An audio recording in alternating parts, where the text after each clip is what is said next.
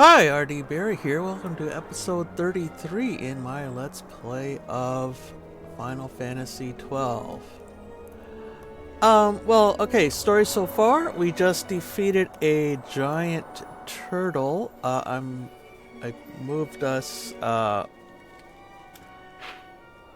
from the wrap up for that from this crystal up here, and kind of ran through the Nam-Yensa Sandsea there and down into here. I'm going to re-explore this because this is where the boss was, or the mini boss, whatever, was there.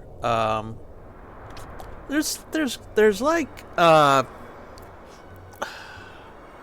don't remember how many. There's like I think 3 or 4 of these kind of optional bosses that are kind of parts of side quests that you don't actually have to do, but this is going to make things a lot easier for the ones that we actually do.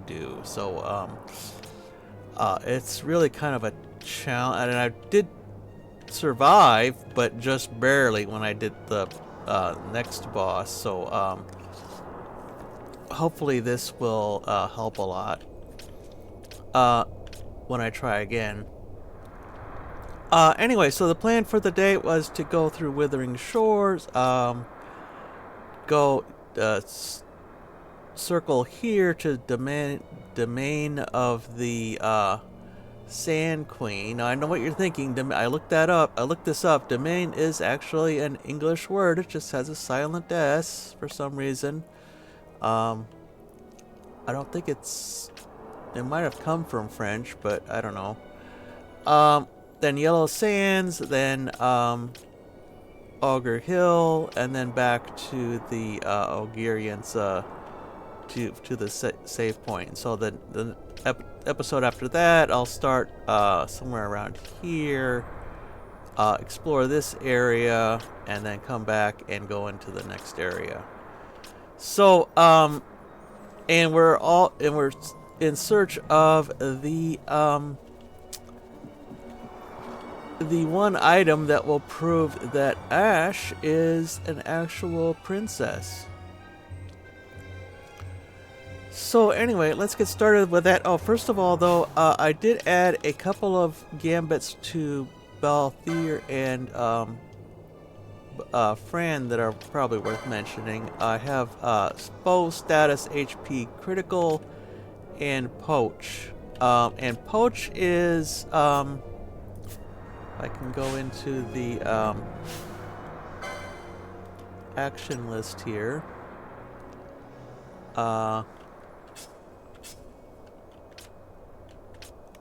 I think Fran and Balthier are the only characters with the right jobs for that. I think most jobs don't actually do that. Here we go. Let's look at the description. No, Poach, there we go. Poison is close, but no. Capture HP critical foes to obtain loot. So you have to, it only works on HP critical enemies. So basically if you've got other people in your party, then you've got a limited time to implement it. Otherwise, they're gonna die beforehand. So it's kind of a, if you're doing it through gambits, I mean, you could do it manually, which would be a lot easier, or a lot more reliable, but we might see it like once or twice when we're doing this. Let's get going. We got some Urotan here, and I'll take care of those. We're still we're enemies again, in case you hadn't noticed. So I'll do these off screen. I do have a one-hit KO item on this assassin blade, but I have yet to see it work. So I don't know. That may take some I don't know what's going on with that.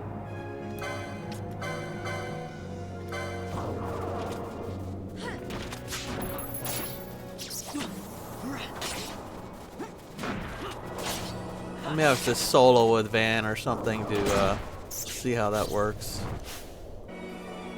Now, Fran is my only cure here, so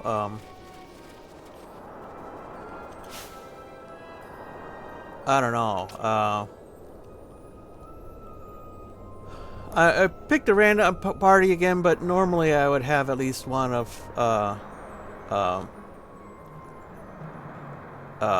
Ash or Penelo in there. Cure is not going to cut it very long though, and Penelo is my only character with Cure at the moment, or Cura, I mean. So, but Ash has higher magic power, so she's going to be more effective than Fran. Fran is going to have problems keeping up here. One thing I want to do, I tried this off screen here. What you can do is, as you can not only, I mean, you need to put a cure. If you're going to do cure at all, you have to do it first, otherwise it will never happen during battle. But what you can also do is put in at a higher cutoff. A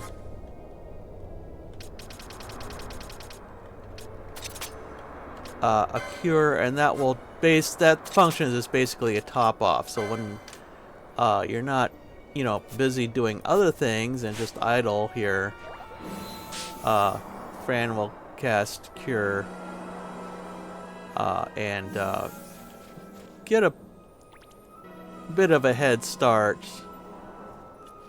It's really only practical once you get into like the 1,000 points HP range, I think. And I might add that in for Penelo too. One thing I wanted to mention is this part of this Sandsea is a lot prettier. We got plants and flowers and mountains and a lot more interesting scenery, not just empty sand ocean, I guess you'd call it. Now, in this playthrough, I'm basically covering the areas once, but in my other playthrough, I am like going back and forth a couple of times, and that gets me a lot higher levels. It's not really grinding, but because you still, I mean, if you go through it like 10 times, you're not going to see anything new the 10th time that you didn't see in the first 9. But if 3 levels, then you're going to at least see like new items in the chests, maybe additional drops from the enemies, that kind of thing. So, and I just escaped Barheim in that playthrough, but my character levels are all around 15, so I'm dramatically over leveled in that one, and it's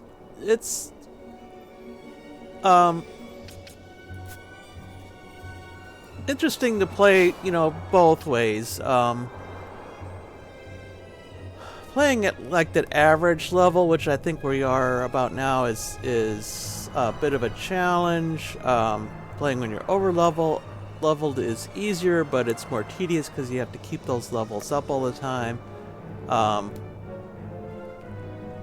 But you do find out things that you wouldn't find out otherwise. Like you can, when you like, tend to keep very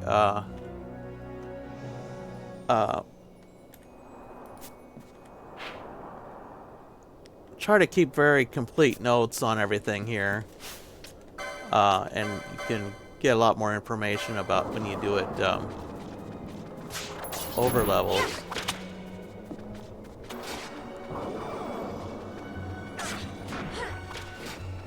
Oh, poached.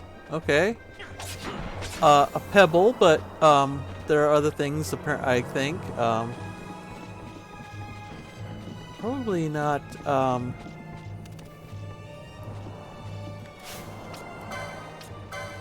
With humanoids, but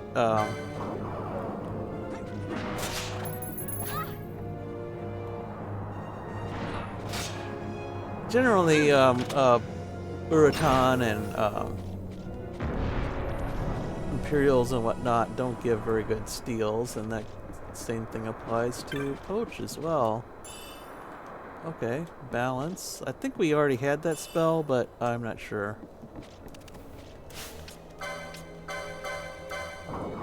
Oh, Nám-Yensa. So I assume this is a little bit bigger and tougher than the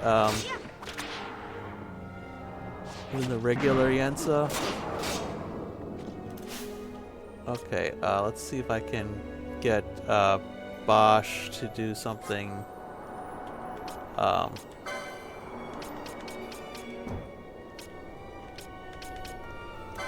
Like Libra and Vossler. Let's see. What do you have?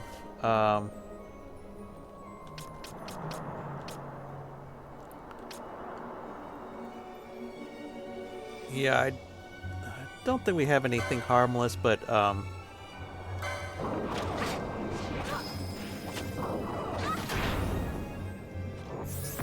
wow.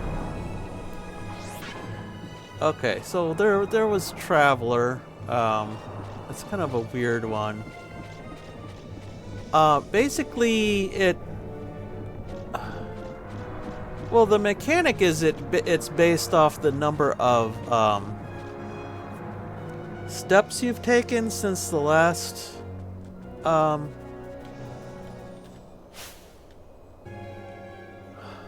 it's based on the number of steps you've taken since the last time you've used it. So the upshot is use it like once for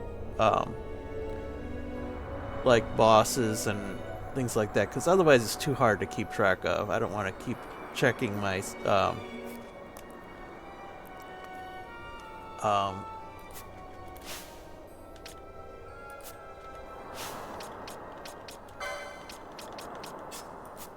because yeah, you can see the number of steps on the blower right there, 111963.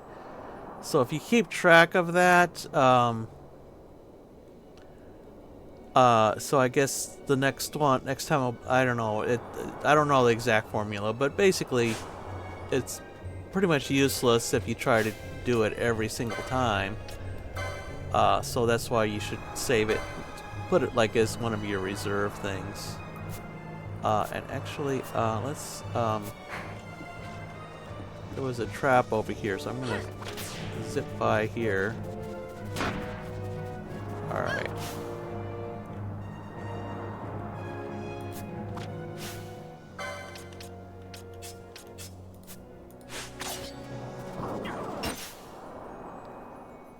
Oh, okay. Yeah, Vossler. You ruined it. Alright. Okay, so now these guys. I want to steal from these guys a lot. So, I'm not just going to steal once. I'm going to steal until I actually get something. Hopefully, we'll see why. It's not something you get every single time, but if we do see it, then I will show it on screen here. So these are axe beaks. They're similar to the cockatrices from Giza and a few other places, but mainly Giza. I think they were in both the Ester Sand and the Wester Sand. Anyway, But these are, of course, higher level, and they have similar drop. I think they both drop, or you get small feathers with both of them. But let's see if we get the item that I'm looking for, and if we do, I will point it out. I believe it's a steel only, by the way, not a... oh, there we go. Dark Moat. See, these are going to turn out to be pretty handy. Anytime one thing about this Zodiac version is, since you're not gonna get every single spell, even no matter how much LP you get. I mean, you could technically go in and change jobs and then reset up the license boards, and that would be a big pain. But that would be a big pain. So I'm gonna try to keep the same jobs unless it's obvious that the setup is not gonna work. But I'm gonna try to keep the same jobs throughout. But that means there's gonna be certain spells that I will not get, like, ever. And one of those is dark, and I can make up for that partially by getting these motes for the corresponding spells. That way I just toss the mote, and it'll be equivalent to the actual spell there. So I want to catch as many of those as I can, and I think these are the only enemies in this area where you can steal them. I think they're pretty much steal only. You don't see them a lot as drops. Occasionally you see them in treasure chests. But we're gonna try to farm them as much as possible is the plan. I don't think you even get it the majority of the time, but you do get it, the dark mode, I mean. Do get it enough to make it worthwhile. Normally you would get them from undead enemies, but not realizing that I would need them later, I kind of avoided the undead enemies we've seen so far.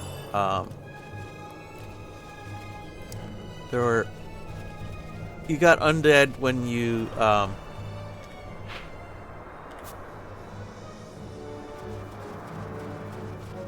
yeah, let's is that a cave? Okay. Well, let's see it again later then. You get undead when you let the charge drop in Barheim Passage, and I did that in my alternate playthrough. This is what I was talking about before. You can do things to get additional enemies and that kind of thing when you're at a higher level. I wouldn't have done that at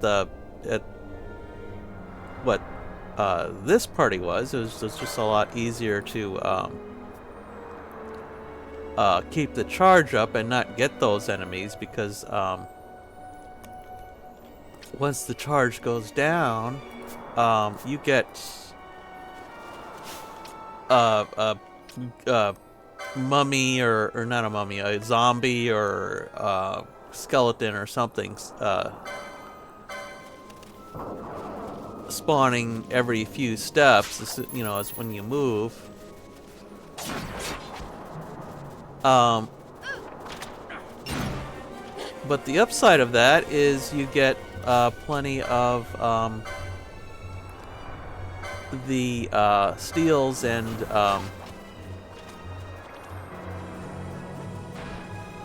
oh, I didn't mean to do that. Steals and you get more. That gives you additional money and levels and all that kind of cool stuff. So yeah. So right now, I'm playing a couple of levels more than the enemies here, which think the enemies are averaging about 14. And we're at least 15. By the way, I never really thought about how rickety these bridges and whatnot are. I mean, everything looks completely rusted out.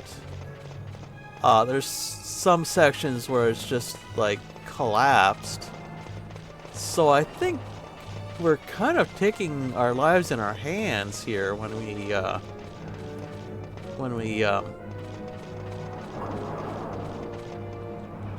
use these things. I mean, there's no other way to cross the desert, but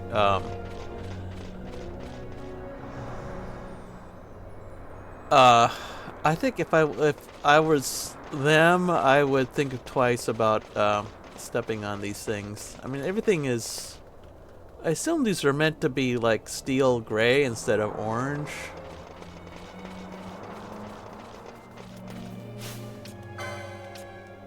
Which is like because it's yeah, Balthier, this time time mage, he's got a lot of status spells that he can cast, but it's kind of sketchy, I think, because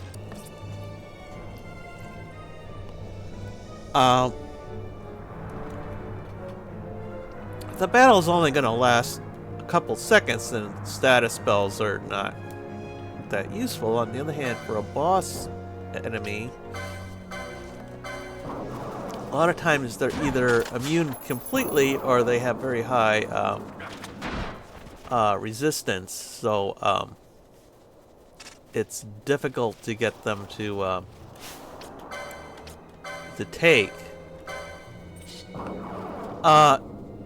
Now in the old version, you could, if you wanted to like cast slow, which is the time mage exclusive spell, you just get the licenses for all 6 of your characters, and for a boss, you just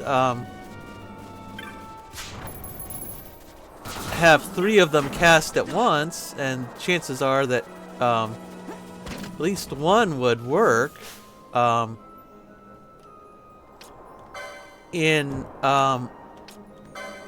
in this game, you only get one. Let's go and make everybody a time mage.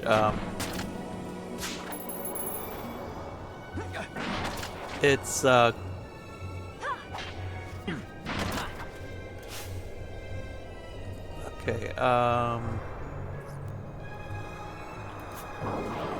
Yeah, I thought so. All right. Let's see if I can get Balthier to poach this time. So, I'll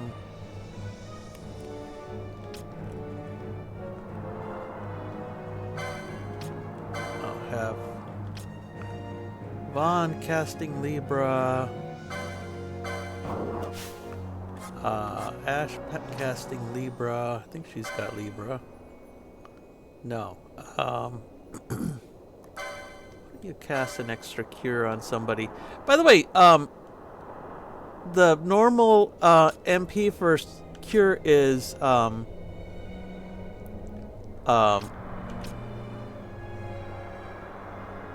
8, but you may have noticed that it was 7 there, and that's because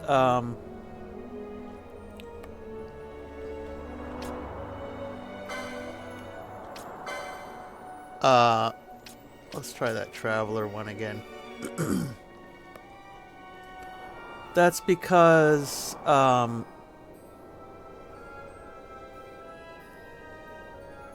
she's got an MP reduction license. There's a couple of them on the mage-related boards, but it's not really going to help with the like battle or combat-related ones. So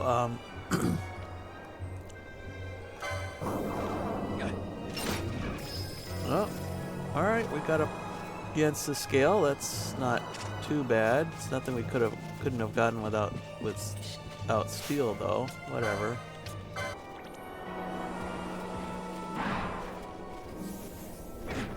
Okay, so these are similar to the Urstrixes in Giza, but they're and I don't have no idea what's going on with their heads. They don't seem to have like faces or anything. Or they're just, yeah, I don't know. Just sort of these spiked helmets. But anyway, they're basically the same as the Urstrixes, but they're a different name, Bagali, and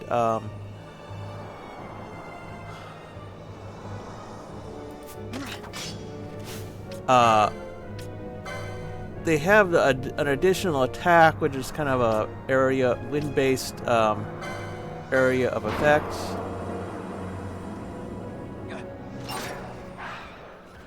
Yeah, I got another poach. Got another poach in there. That was nice. I think one problem with poach is you do not get the EXP. I mean, on the one hand, you immediately get rid of the enemy in case it was problematic. But I think the idea is we try out poach on different enemies, and yeah, I think the advantage of poach is you basically get something every single time. Let's go the other way here. I mean, with a drop, it's kind of hit or miss. I mean, you might get something useful, but not always. I want to make sure I steal these on these guys.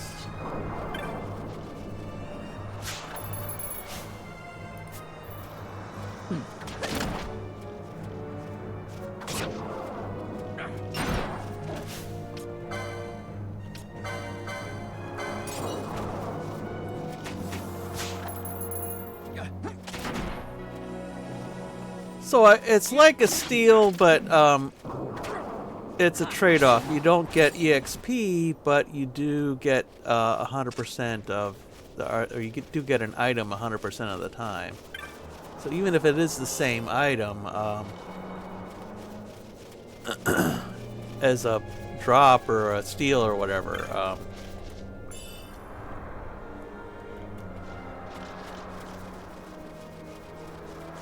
it's gonna be worth it, I think. Well, I don't know if it's worth it. It's kind of a judgment, but like I said, there are advantages and disadvantages. So depending on the circumstances, it could be worth it, at least.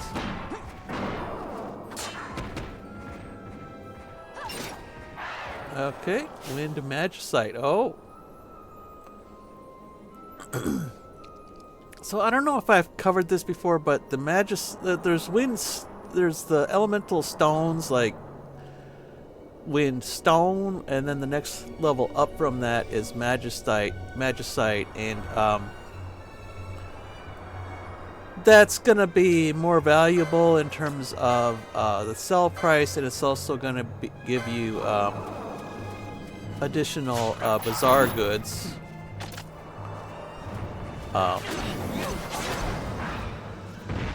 Some bazaar goods require stones, and some require magicite. And the higher level ones, you need magicite. And I think we're going to be seeing magicite more as the game progresses. You see magicite more and more, and yeah. Let's get those. See if we can't get another dark moat.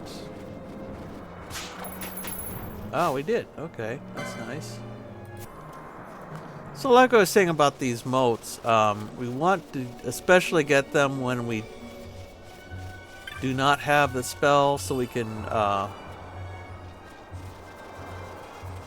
cast the spell if we want to, at least for a limited number of times.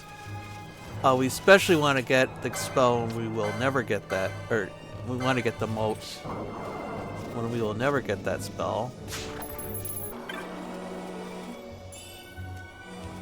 Oh, Cura Mote, okay. Yeah, these motes, sometimes you get them in chests, sometimes they appear, you get them from enemies. You can never buy them in shops as far as I know. So you just have to keep trying with them. That's why it's helpful to keep track of which enemies, which items you can steal from which enemies. I've got that's keeping notes on that as we go along, but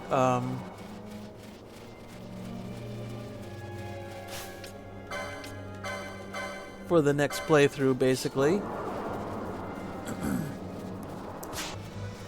All right, I think that about wraps it up. We're in the safe area again here. By the way, there's like 3 different types of areas.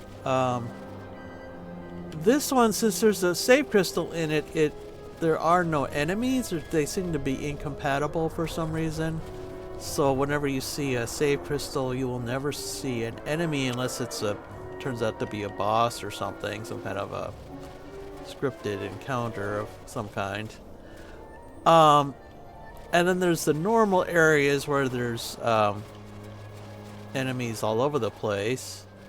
And then there's the town areas where there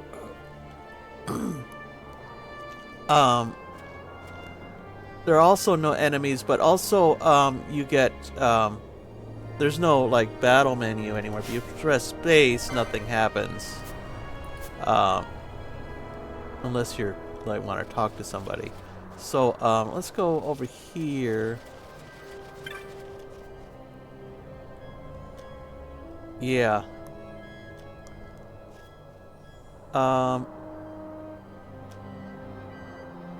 Yeah, I guess we did talk to this guy earlier. Let's go through, and I'll sell my loot off screen here.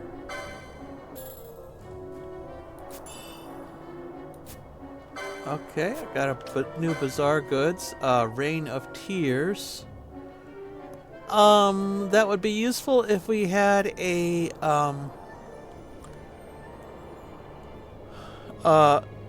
character who could equip a Vega, but we do not at the moment. So I'll just leave that for now.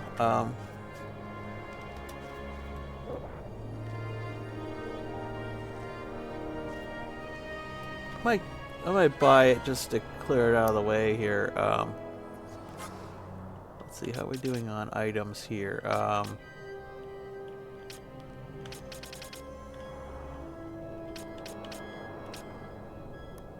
Got more than enough Phoenix down. I may top everything off to at least 10, unless it's a more expensive item. I was a little bit hesitant about using Kronos' tier because I didn't know how much they cost relative to the other things, but 60 is not bad. I mean, it's not as good as 5 or 50, but it's still not bad. I'll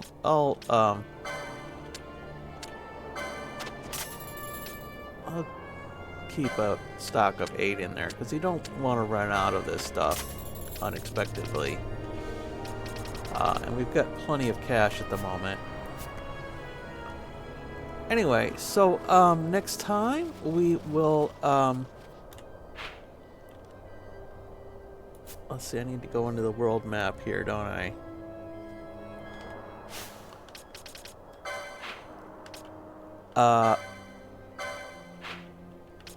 We'll continue. I'll like run through these 3 areas, or maybe, well, I don't know which way I'll go, but It'll take 3 areas no matter what. And start here. I'll make a detour up here. Actually, I don't think I will.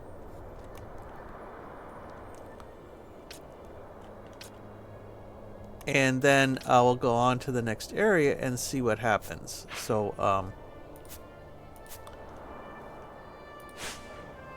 I hope you'll join me for that. And until then, bye.